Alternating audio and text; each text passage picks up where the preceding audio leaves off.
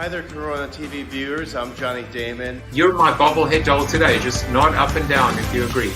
Welcome to the show, Mitch Joel. How are you? Happy birthday to you.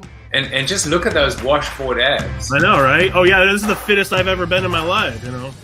Happy birthday from Johnny Damon.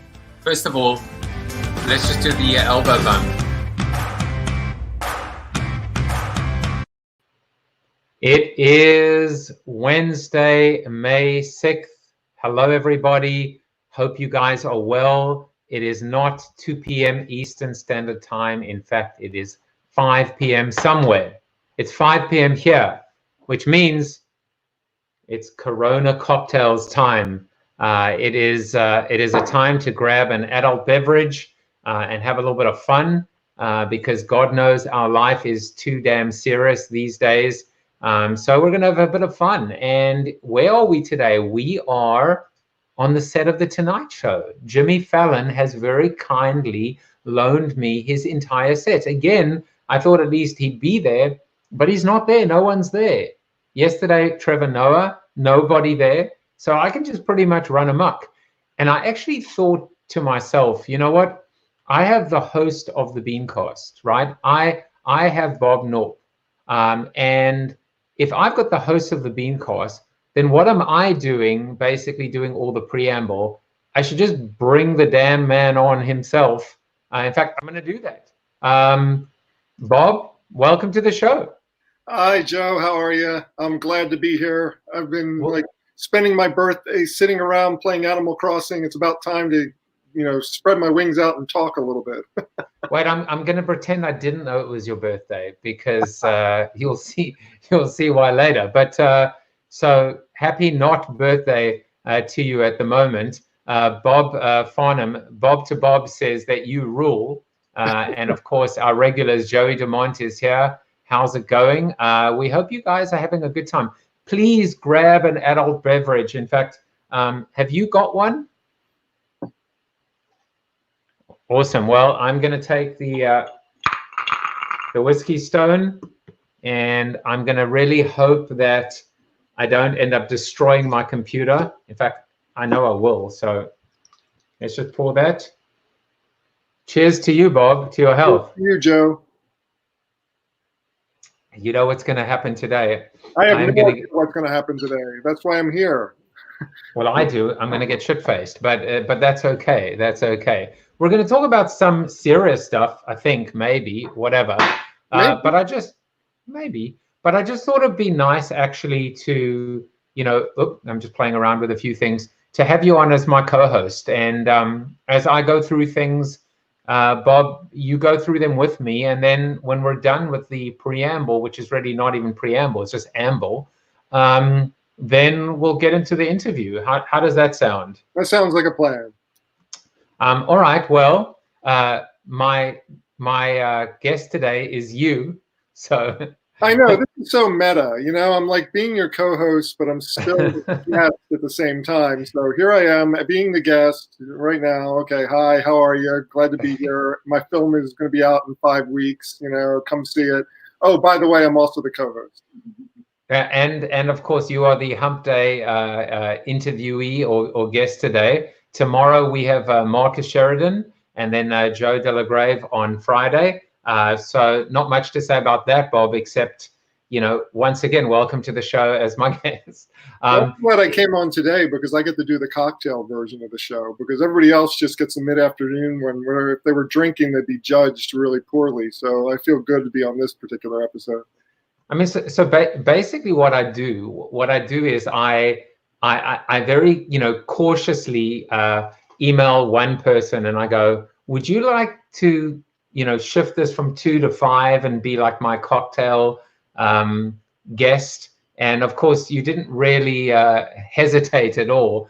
I think my fear is if I remember correctly, my exact response was, what makes you think I wouldn't already be drinking on my birthday, which is how you figured out that it was my birthday to begin with. So that's how this all went down. I actually knew it was your birthday well in advance because Facebook told me. But my fear is what happens when everybody wants to do 5 p.m. cocktails, because that's going to be tough. I mean, I'm running out of the Glenrothers, first of all, and second of all, I've been fat blogging and I've been losing every week, and this stuff has calories in it. So I'm a little nervous. I don't want to drink too much. I'm really being healthy. I feel like I'm the only one who's losing weight under coronavirus. Everybody else is really struggling with weight. I've actually down to 217, which is about maybe I've lost 7 pounds, I think, since Corona started. I've lost about 5 pounds, and I feel good. I feel really, really good.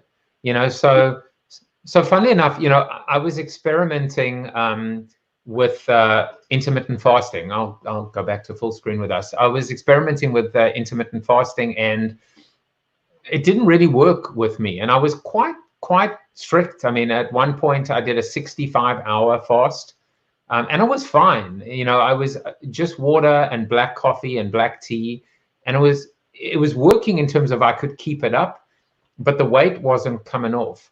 And now I'm doing a version of it, I guess. I have a cup of black coffee in the morning. One of the byproducts of intermittent fasting is that I can't drink coffee with milk and sugar anymore. So I have black coffee in the morning, and then I have a cup of tea, this time with a bit of milk and sweetener, and then I don't eat anything during the day. So I'm having this essentially on an empty stomach. The last time I ate food was 8 o'clock. There's so much unhealthiness in what you're describing here. I mean, using fasting for losing weight. Come on, Joe. Come on. You know better than that. Don't be doing this. I'm not fasting at the moment. That's my point. And I'm running twice a week. I feel good. My pulse is low. It's all good, man. So let's go back to the fact that this week is National Nurses Week, and today is Nurse Appreciation Day. So on behalf of Bob and myself, we want to salute not just our nurses, but our assistants, our doctors, just RNs, everyone. Do something for them. Do something nice for them if you possibly can. I know that Whitney, who's like right next to me, has been doing masks. So these are some of the in-progress masks being created. It's just like, do something. Make sure you're out there actively supporting the frontline workers. Don't just say nice things about them and do special brand commercials that say we're all about you when you're not really out there doing anything with them. Hold on a second. Who is Whitney? I hear that name. What is a Whitney? Whitney is right next to me. Whitney. Ta-da! we just got Whitney bombed. It's like Zoom bombing, but with your clothes on. Whitney is my quarantine buddy. We're getting along fine with no problems. We've actually been in training for this marathon for quite a long time, so we feel pretty good about this so far. Well, I'm glad, Whitney. You might be our first guest bomb on the show. Jan said there's a 5 p.m. appetizer in my beard. Uh-oh. I think I'll try and clean that afterwards. And Bob said, does it sound like intimate and fasting to you? Well, it is pretty intimate because it's happening to me, whatever. So let's go to our birthdays. We've got a ton of LinkedIn birthdays. I'll just go through them really quickly and try to butcher only 3 names. Zach, Ryan, Robert. Birthday. Let's see who has my birthday. Zach, Ryan, you tell me how many of these people you know. Robert, Akash, Niels, Anna, Nina, Gabenga. You pronounce the rest of them. Dava Kumar, Mahendra, Tammy, Cynthia, Eugene, and Rick. You know any of them? No, I don't know any of them, but I know I know the next screen. Anna, I know. Anna Angelic. Anna's been on the Beancast, right? Yeah, she has been on the Beancast a couple times. And Deron Wesley's on. Hoe gaat het? My Dutch friend. Do you know any of the others? Michael, Priyadeep, Daniel. I know Daniel. Daniel was actually at school with me. Alexander, Linda, Diana, Nitesh, and Michael. Oh, and wait, what's that name on the bottom? Bob. There he is. That's me. That's me. It is my birthday. Bob Knorpp. So I decided today for you. That's why I was trying to like make sure that we didn't mention it at all. That it is your birthday, and I am going to sing for you, Bob. Okay, you're going to sing. Great. Happy birthday to you. Happy birthday to you. Happy birthday, Robert Knorpp, host of the Beancast, the best marketing podcast anywhere.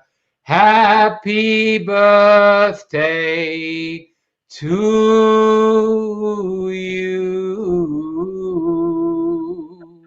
and many more. Cheers. Cheers, and thank you. I just saw our numbers have basically flatlined. No one is watching anymore. So No who one? cares? It's just you and me. Okay. All right. So I thought maybe we would go over a few different little things, just very briefly. The first is this. So, we're talking about in these unprecedented times and all of the lip service and maybe what seems just like superficiality coming from brands. I had Tom Fishburne, the marketunist, on the show, and we happened to be talking about this stuff, and he said, funny you mentioned that. That's going to be my cartoon on Monday. And so this is the cartoon. Now all we need is some somber piano music and B-roll of empty streets, and we'll be ready to advertise whatever brand this is for. And I just thought really, really great way to depict, and he does it in a way that he's poking fun, but it doesn't make you feel maybe as dirty as you should feel about it. What do you think about it? I mean, it's absolutely true about the way most brands are approaching this. I mean, everybody wants to go with we're all in this together. And I'm sitting there going, no, you're not in this. We're not in this together. I mean, we all are in a similar situation, but some people have it worse than others. And I think it's kind of condescending a lot of times for brands to kind of come out there and say, we're all in this together. We all need to support each other. When what you're really saying is buy our product because we're really going to go under pretty quick if we don't sell stuff. It's problematic. It really is, and it's kind of a shame. And one of the other things that Tom had spoken about, a cartoon of his that got a lot of traction was this one. Digital transformation is years away. I don't see our company having to change anytime soon. And then COVID-19 comes and changes everything. And I think these two cartoons really do juxtapose, on one hand, how brands are kind of coping from a communication standpoint, but from a business standpoint, I mean, they're absolutely being devastated. This week we saw the Supreme Court doing something completely unprecedented. So this, I guess, is an example of maybe not a company, but an entity, an organization, adapting and moving with the times. And so for the first time, people like you and I could listen to oral arguments. I don't know, did you do that? Did you listen at all? I did not listen to it, but I was aware that this was happening. And it's just like, I thought it was really very, very interesting for those of us who wanted to tune in. We could actually hear a live oral argument for the first time because of the digitization of the process for the first time. Yeah, it was fascinating, and I'm sure it was really cool to listen to. It was actually really quite interesting. And then, of course, as luck would have it, one of, I think it was a prosecutor, but one of the lawyers that was arguing forgot to switch their microphone off. And so they ended up going to the toilet, and in the middle of everything, everybody heard a toilet flush.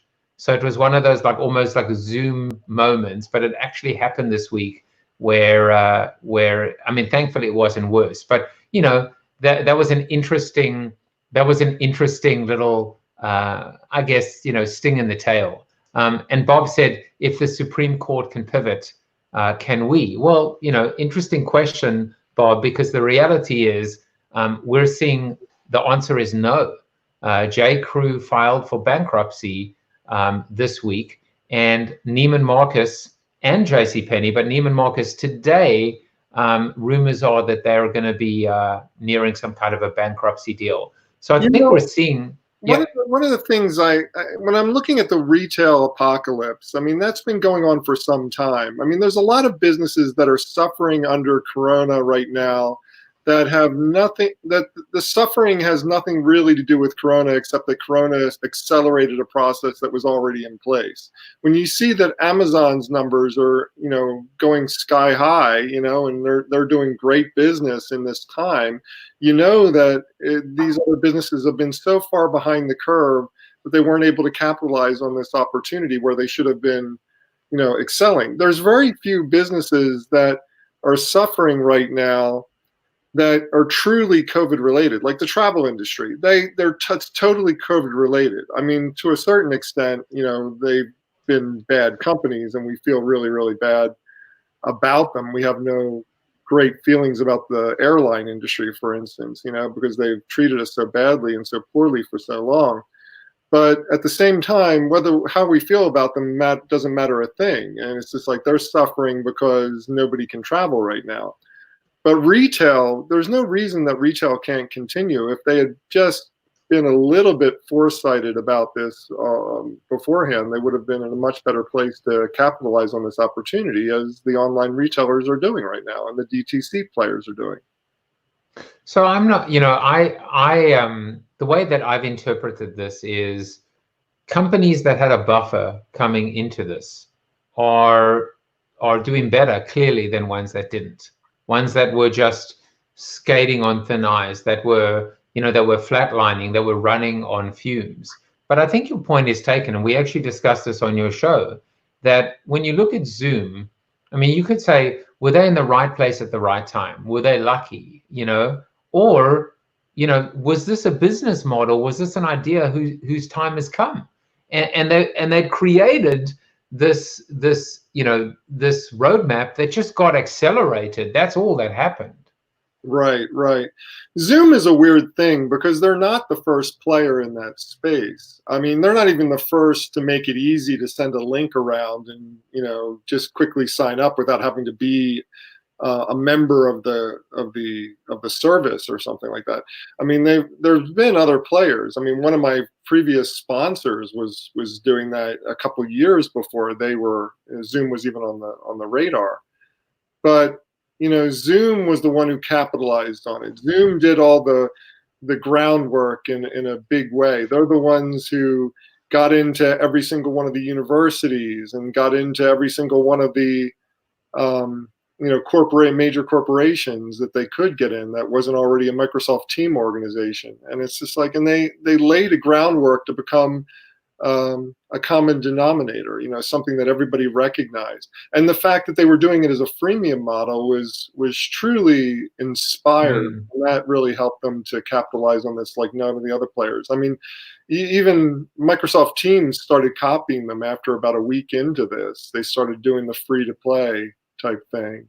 And by the way, I saw a chart today comparing Microsoft Teams growth with Slack, and it's not what you think. I mean, Microsoft Teams is like in the stratosphere and Slack is way below. And I was like, is this even correct? People always forget about Microsoft. People like to write off Microsoft and say that they're a dinosaur company, they're a legacy company, they're not doing anything innovative. And that's just plain not looking at the facts. Because, when you look at most of the corporations, it's like when you talk about Salesforce versus Azure, or something like that. I mean, Salesforce seems like it's the dominant player, but Microsoft SharePoint and Microsoft Teams and Microsoft Azure and all these architectures that Microsoft has put in play are clearly the dominant force in corporate America. And it's just not perceived that way. Makes you wonder how dominant Zoom is in the end, as opposed to some of the other players, because Zoom is just, everybody's talking about it, everybody's using it, but I'm wondering how much they are the dominant player in the video conferencing space, considering so much of what I talked about. I did see a Lumascape about the whole space, and it is very crowded. So one space that I don't think, how's this for a segue? One space that I don't think is as crowded as you might think, is the marketplace for really great marketing podcasts. And more crowded than we would like to say. I mean, there's a lot of players. But you've been, listen, I was one of the very, very first, and I had to like give up and concede, you know, that I'd lost the battle. I had to wave the white flag to the Beancast. But Bob, let's go back to the beginning, and first of all, just tell people, if they don't know you, just a little bit about you and your background, where you come from, and how you came to host a podcast. Well, I mean, if I want to go way back into my history, I mean, I started off in advertising and radio sales. I mean, I've always been fascinated with radio and wanted to have some kind of radio program or be doing radio advertising. And so I got into radio sales as a way to basically record, to write and record advertisements for radio. So it's always been part of my DNA to do the audio formats. And when podcasting came around, I started to look around me at the agency I was working at and say, hey, you know, do you want to do a podcast with me? Maybe we get a group of us and we can do this. And nobody wanted to go in with me. Nobody wanted to do it. Nobody wanted to take that risk or be out there and do a program such as that. So when I found myself out on my own finally and doing my own consultancy, that was one of the first priorities I put on the list. I said, we're going to do a podcast. And I spent a good 6 months thinking about what kind of show I would do. And I quickly ruled out talking head. You know, the last thing you need is another marketing guy telling you, you know, what you should do and how you should do it. And I thought about getting another guy on or getting a woman on with me, and we do a duo, and that seemed kind of ludicrous as well. And then I realized, look, I've got this deep Rolodex of contacts. At the time it was deep, now it's even deeper. And I said, let's just bring them on. People want to hear experts. I looked at the format of This Week in Tech, which was Leo Laporte's show, and I said, this roundtable discussion format is really good. And what I did was I stumbled into this reality that I didn't understand at first, that I'm really good at creating conversation. Like, it's not, interviews are relatively easy to do because you can sit down with someone, prepare some questions and ask those questions and keep it on topic, and it's relatively easy to do. But when you have 3 or 4 people and you're managing conversations where you're trying to get them to talk to each other and interact with each other and create controversy and create discord and create deeper examination of the facts, I mean, that's a really difficult talent, and I just happen to be a natural at it. And as the show started to progress, more and more people started to accept my invitations to come onto the program. And when was the first show? July 9th of 2008.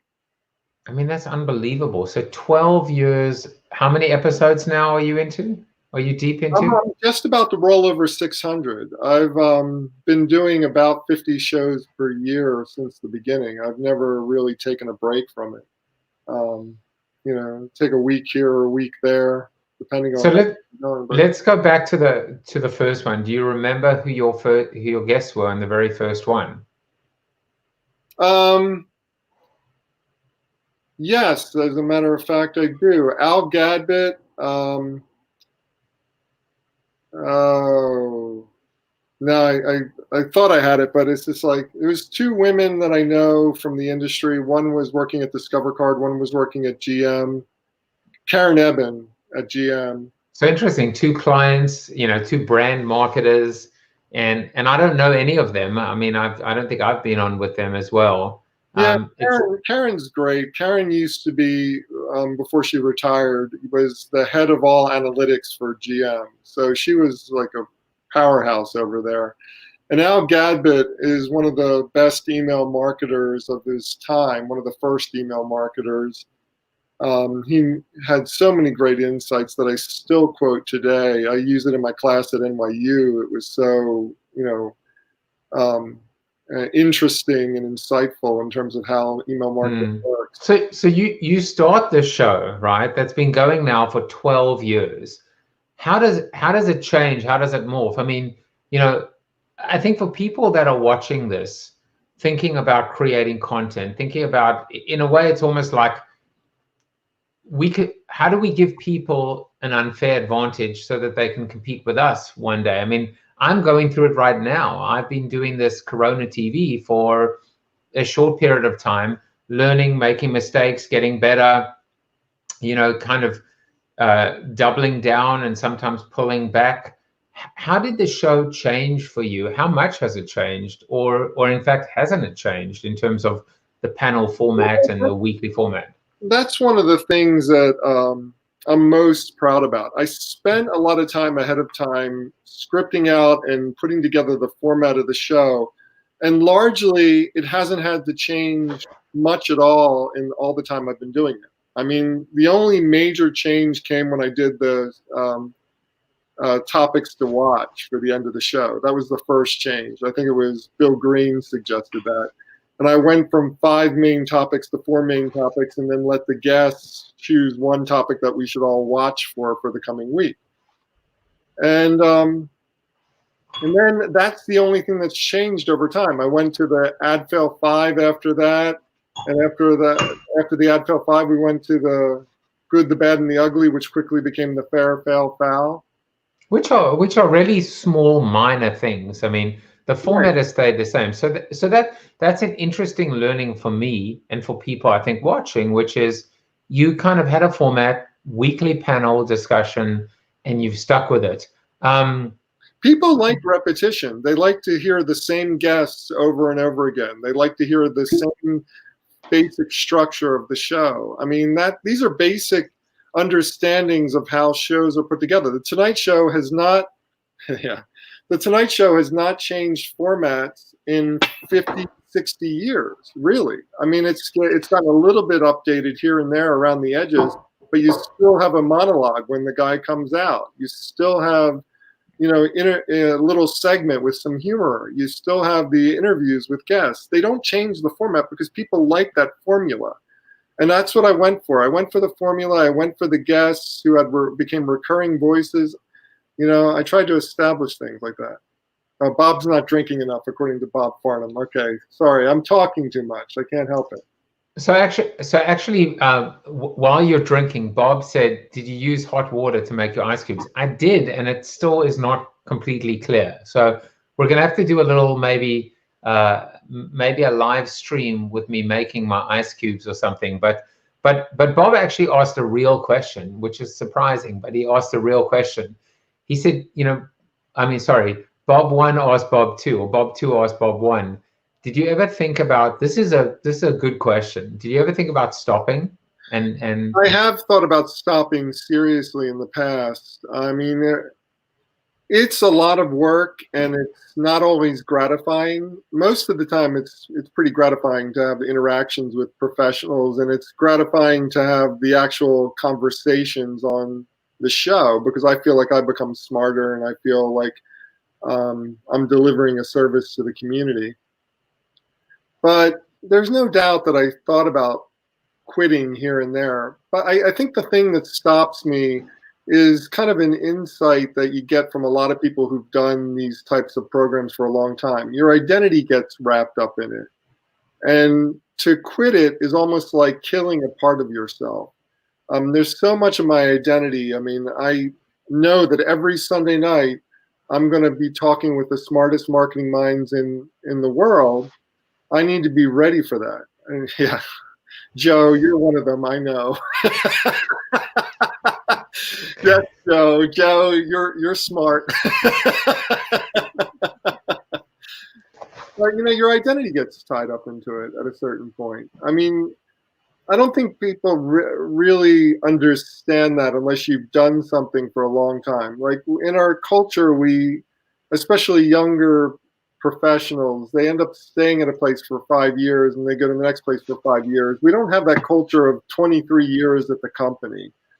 And I've spent the last 12 years of my life putting this show together. It's like I'm a lifer at a company right now, and my identity is so tied into it. I don't know that I could change at this point.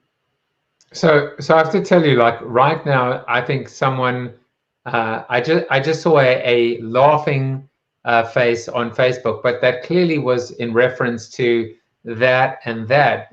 But I got to tell you, like if you guys have a moment today, come to the after show, come to Zoom, bit.ly/CoronaTV after show, and hang out with Bob and myself. I will have a third scotch for you, and I'm on number 2, and I'm already kind of spinning a bit. But one of the things that happened in our little therapy sessions in our after show was, I think it was either Bob or Jan or Joey, you know, our regulars, and they said there's always one thing.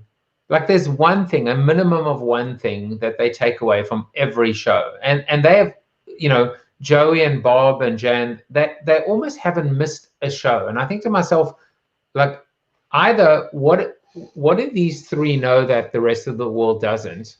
Or like, how dumb are these 3 that the rest of the world are smarter? But it's the ability to take away one nugget that you can internalize in your life. You just said it. You just said it. You nailed it, Bob, which is this idea of your identity becomes who you are. And the two are inextricably linked.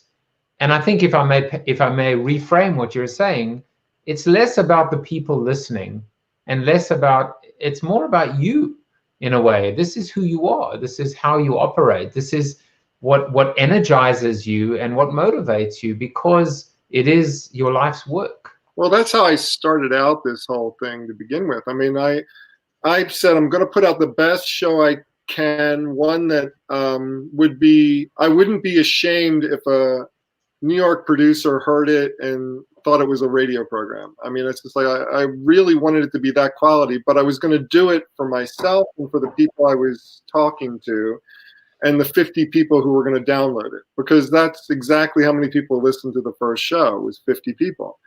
And I still, from this day forward, I can go back to that first episode. And you know how you go back to an early episode and you cringe and you go, oh, this is horrible. I listened to that. When I did my 500th show a couple of years ago, I went back and I listened to that first episode, and I wasn't ashamed at all. It was a great show because I put on a great show from the beginning. And to know that I did that for 50 people and a group of friends who were gathering around talking about the latest marketing issues shows me that the value was not on getting famous or getting a lot of people. It was really just to make myself a little bit better, to sharpen the iron against the iron and make sure that I was getting the right interpretation of the latest trends and issues in marketing.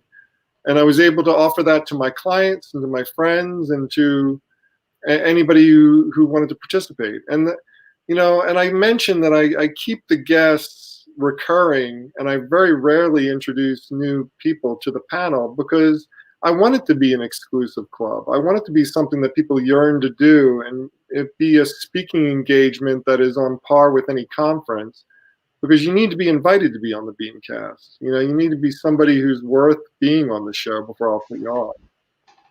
You know, I'll tell you, it's also a very intimate experience. My story is, and I forget whether I approached you or you approached me, but I decided long ago never to walk in anyone's shadow. No, wait, that's a song. I decided that I would always support fellow bloggers and podcasters, even at my own expense. And I did that. And I pushed and I punted and I promoted your show. And I've been on, I would say on average, once a month for years and years now, to the point where our audiences, I don't think even are unduplicated anymore. And it was a commitment to you. But at the same time, I'm a listener too, and I'm a fan, and I'm a customer. And the amount of times, this is a very surreal experience that I've been keynoting in the most unusual places in the world: Venezuela, in Caracas, in Sydney, in Buenos Aires, and I'm running and I'm listening to you. I'm listening to the podcast. And then what makes it even crazier is somebody mentions me. And they're like, as Joseph said last week, or in Flip the Funnel. And can you imagine how surreal that moment is? I'm in a country, in a city, in a weird city, Copenhagen, listening to your show, and people are mentioning my name. And I'm like, while I'm running, I'm like, I agree. Like, absolutely. Like, how can you say that? I've got a better story for you. When I was early in New York, when I first moved here, I was walking down 42nd Street, and I was walking in front of this couple, and the one guy was saying, "I'm the biggest marketing executive. I'm running the biggest marketing blog in all of Israel." And he's going on and talking about how he's one of the biggest marketing bloggers in Israel to this girl, trying to impress her, obviously, because he's on a date with her. And I turn around and I say, "I'm sorry to interrupt, but I just wanted to say, I'm the podcaster. I do the Beancast, and it's just like, and I'd love to learn what your marketing blog is." And he turns around and looks at me and says, "You're Bob Knorpp." And the guy knew me totally, and it was such a surreal experience. It was my very first experience with any kind of fame. But he turned out to be a Facebook friend and somebody I've been talking to for a number of years since I started the show, and it was such a weird thing. So I know what you mean, that surreal experience where you're just, walking along, listening to a show, and suddenly your name gets mentioned. So let's talk a little bit about authentic voice and this idea of being better in one channel than another, or, adapting. These are all common themes that we've even discussed today. Bob says, "You're Bob Knorpp." So yeah, exactly. He also said, "I'm a fan too." So, Bob it's a Bob love fest as well. I'm a big fan of Bob. I've met him, I think, one time in person, but we've been in touch for years. He's a good man. He's the one good thing about COVID, that it's connected us. But no, seriously. One good thing about COVID. The one good thing. But we were talking about the Supreme Court adapting, right, and moving with the times. Why wouldn't you do this on Zoom and live stream? Still the same product, but why wouldn't you actually, at the same time that you're recording live, have people watching as it happens, warts and all, sometimes with the mistakes and the fading, and fading connections. In other words, like, I'm putting you on the spot, but this idea of adapting. I've always looked at that as an option. I mean, I've experimented with video over the years because I've known that it's an important format that gets you a lot more Google juice, especially if you're using YouTube. It's really a powerful tool. But then you look at players like, I've used Leo Twit as a model for so many things. I mean, as far as putting together my original format, and also in guiding me in terms of whether I should do video or not. And there's a certain realization that some shows are made for audio and some shows are made for video. And if you're not using the medium of video for video purposes, it's just a waste of time. He spent over $1 million outfitting his studio for doing video shoots. And to this day, he might get 2,000 people watching his video stream, while he gets about 750,000 to 1 million people watching, listening to his audio streams. I mean, the numbers just don't bear it out. For an audio podcast to go video, you're talking to a very small niche of your fan base. It's so interesting. It's so interesting hearing you say that audio trumps video, at least in this context. I mean, my feeling. Listen, for those of you that don't know Bob and my relationship, he's not shy about disagreeing with me or on the air while we're doing the Beancast. But I'm telling you, in this case, you're wrong, Bob. If you did, this is not an or, it's an and. Like, I would 100% tune in on a Sunday night. I might only do it for 5 minutes, like while I'm on the toilet or something. But but I would watch 4 people interacting while the audio podcast is recording. So my feeling is it's an and, not an or, in terms of giving maybe once a month. You should try it. Why don't you try it? Come on, try it, Bob. No. No. I've tried video type solutions. All right, bar humbug. Screw you. All right, I've got 2 questions coming in for you. Okay, we'll leave this argument for another day. I'm never coming on your show again. No, I'm kidding. So Bob, Jan said, what are the top 3 podcasts out there today, excluding, of course, yours and mine? Well, I mean, I don't know if this is a podcast. And then a follow-up question, because Jan's a very cerebral, emotional guy. He said, what do you want your listeners to feel when listening to the Beancast? And how do you know when you failed at that? And I guess, the flip side of it is, how do you know when you've nailed it, right? When you've succeeded? Well, there's 3 deep questions there. I mean, top 3. I'll leave it up so you can see the questions. Top 3 podcasts is just going to be personal preference. I don't listen to business podcasts. I mean, I do a business podcast. I spend so much time researching and preparing for one. The last thing I want to do is listen to business when I'm trying to be entertained. So I go to This Week in Tech, Mac Break Weekly, and iOS Today. All 3 are Twit programs. I am an unabashed fan of Leo's. I think that he does a great job. He puts together great programming. Those are my 3 tops. What do I want listeners to feel? I've said since the beginning that entertainment is the most important thing when you're thinking about putting together a podcast. I mean, information matters, especially with business podcasts. You want to make sure that you're being informational and useful to the consumer.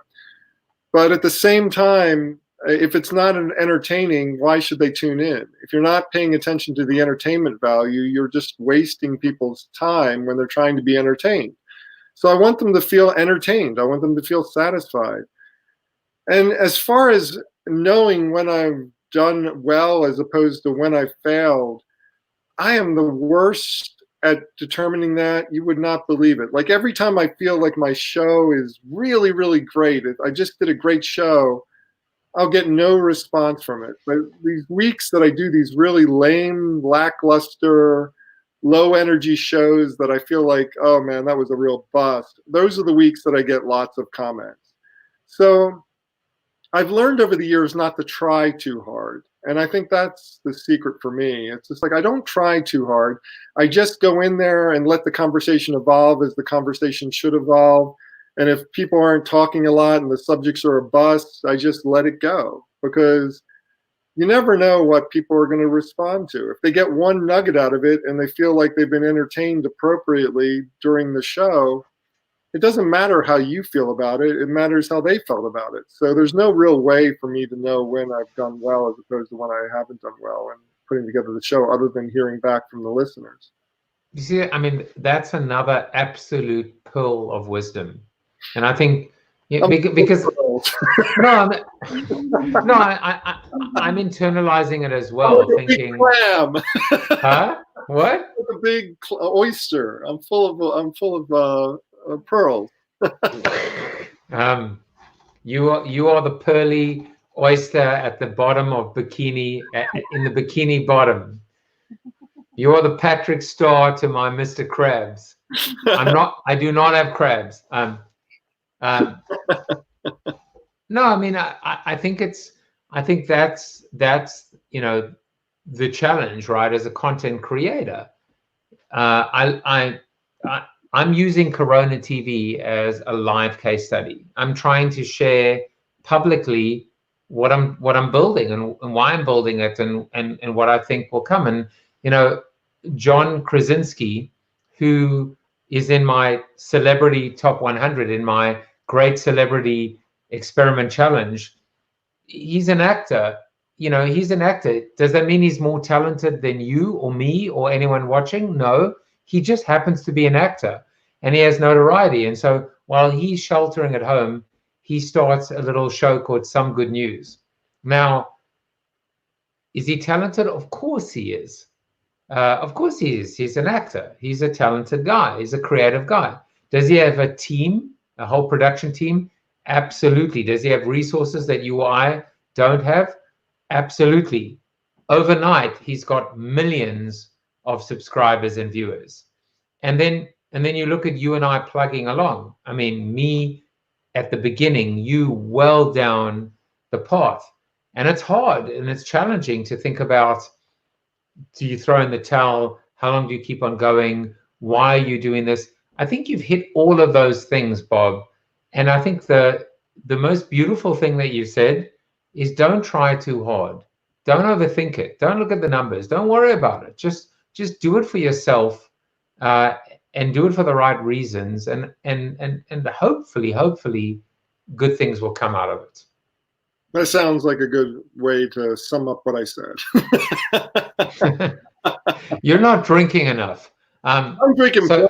I'm taking lots of medication for Parkinson's, so it's just like the medication and the alcohol working together are giving me a fantastic buzz. So I feel incredible. I mean, why did you send some of that Parkinson's stuff my way? I mean, I need, I can't travel to California at the moment where I normally. I mean, wait a second. Hold on, is this live?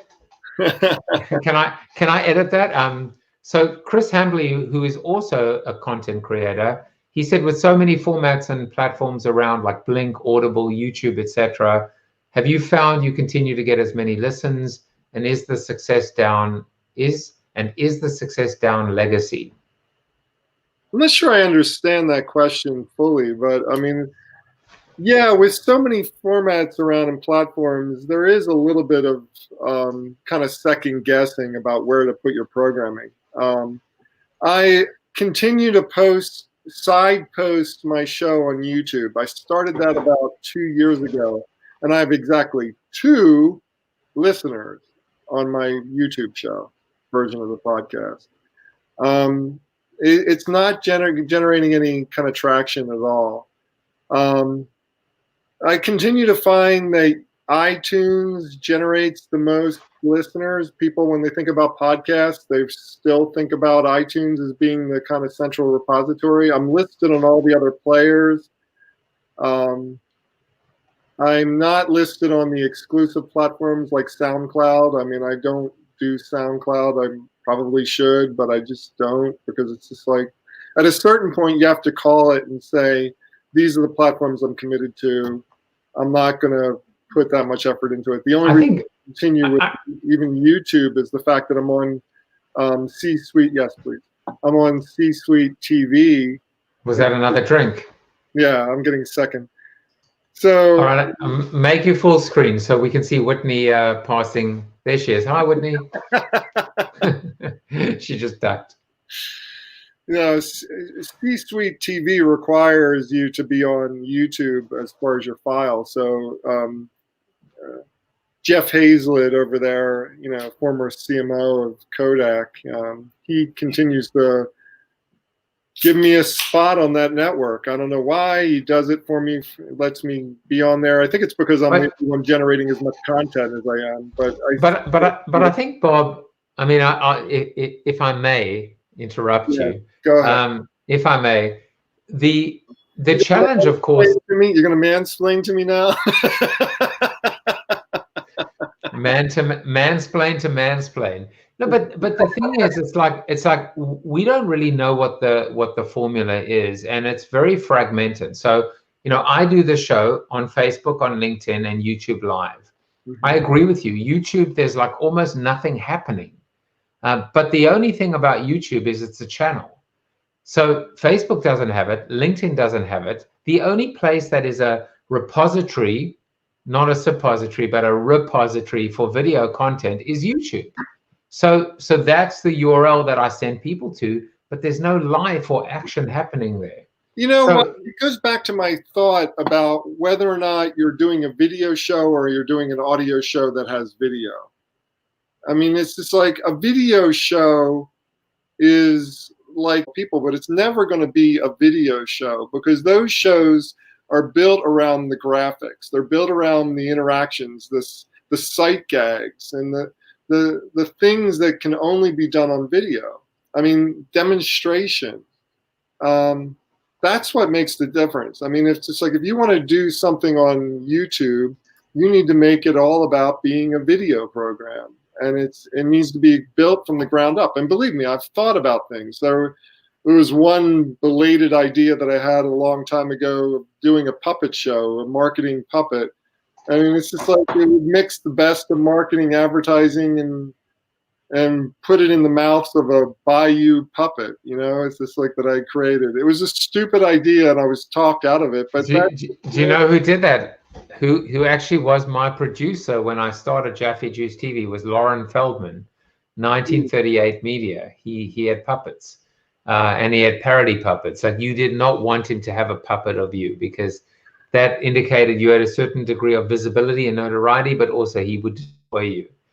I mean, I think, Bob, there were so many like amazing nuggets in this. I cannot even like begin to like reframe them, but I think the point is, people are at home right now and they're thinking about their lives and pivoting and creating content and all these best practices. You've been doing it for a while. I've just started doing it again, but in a different way. Cheers. Chris just said, great point. That being said, I'm enjoying the body language and smiles, the interaction between you both. No, I agree. This is not a podcast on video. This is a video show. And I want this to be a video show.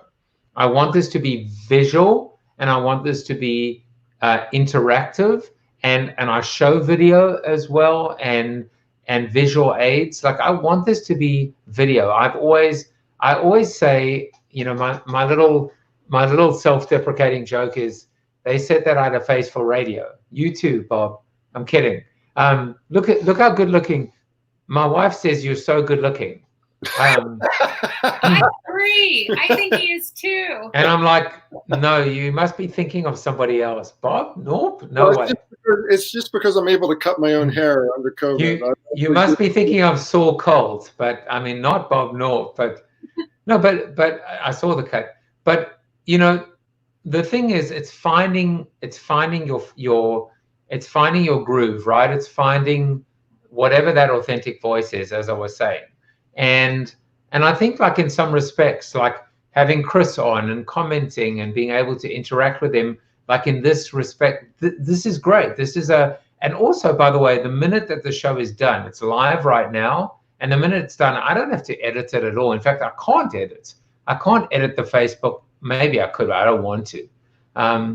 But so there are a lot of good things happening. And then there's a lot of like weird stuff, like there's no URL. Like, why can't I send people to an archive of all my Facebook videos or all my LinkedIn videos? But the fact is, and this is what I want you guys to take away from this, it's still early days. And if you want to get in on the game, you can. If you want to compete with Bob and myself, you can. I mean, you can try, you'll fail, you'll lose, we'll crush you. I'm kidding. But you can, you should. We will support you, right? We'll support you. This sounds like the talk that we gave for the Lithuanians a couple of days ago, where we ended up at the end of the show. I'm like talking about my podcast, saying you can go to their other shows, but they're not going to be as good as mine. I mean, audio shows, video, I crush you, but I'm just kidding. But you Bob, It's better set. we are going to move over to it's amazing. And this is another thing, right, Bob? I want to keep the show to 30 minutes. That was my thinking, but I can't shut up for a second. Sometimes it just goes for an hour and sometimes it doesn't. And it's fun, right? Like, while I can do this for an hour, I'm going to do it for an hour. But we are going to move over to the Zoom room. Come join us if you're watching. Come hang out with Bob and Whitney and myself. Bob, hold on. If you want to find out more about Mr. Bob Knorpp and the Beancast, just go to thebeancast.com. Just go to iTunes and subscribe to the Beancast. And that's not your only podcast, right? You have another one. That's my only podcast that I'm doing on my own at this point. I also have a show called the Doing a World of Good for the American Institute of Chemical Engineers. They are a client, but I've been doing it since 2015. And I've been creating what is probably one of the most interesting shows I've ever put together, where we're talking about chemical processes. And, when you think about chemicals, when you think about chemical engineers, you think about chemical factories. But quite frankly, chemical engineers are about the process of moving chemicals safely, not chemistry. So it's not about chemicals. It's about the processes that are involved with keeping us safe, keeping us supplied. And we're doing this really great series right now on coronavirus and how the industry is responding to the needs of PPE and pharmaceuticals. And it's really interesting. I've never seen anyone get that passionate about chemicals in my life. But, Jan said, Bob and Whitney make it the human Beancast. Chris said, love the gauntlet being thrown down. Yeah, come take us down, guys. We'll take you down. we'll bring it. And Bob said, another great show. Bob, I agree, you know, because the thing is that while I'm doing the show and while I'm actually like, I can almost out of body, like I can almost go, that was a moment. That was a moment. That was a moment. That was an original moment that's worth it. That's worth paying for. Not that I'm asking you to pay for it, but I mean, I gained from this. I grew. I won't remember it because of the 2 scotches on an empty stomach. Guys, I think that's it for me.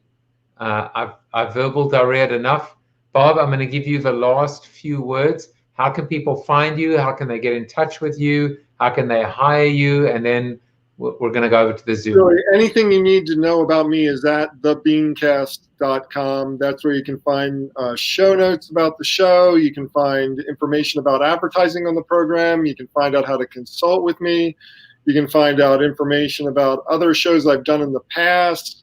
I've got archives of those. I mean, anything you need to know about me is on that website. So just check it all out at thebeancast.com. And honestly, guys, once a month, if you haven't had enough of me, you can hear me on the Beancast.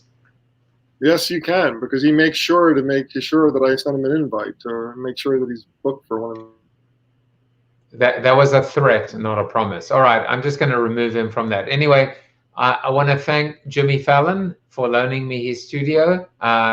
Tomorrow, maybe we'll be with Jimmy Kimmel. Who knows? It's a big flight, but I can make it to LA. Guys, come on over to the Zoom room. Chris, you're welcome. You're welcome, buddy. This was valuable, and you know, it's a good way to spend 5 to 6 p.m. on a Wednesday when the world has gone to hell in a handbasket. So, Chris, come on over to the Zoom room. Guys, I'll see you tomorrow. I need to stop talking. Good night.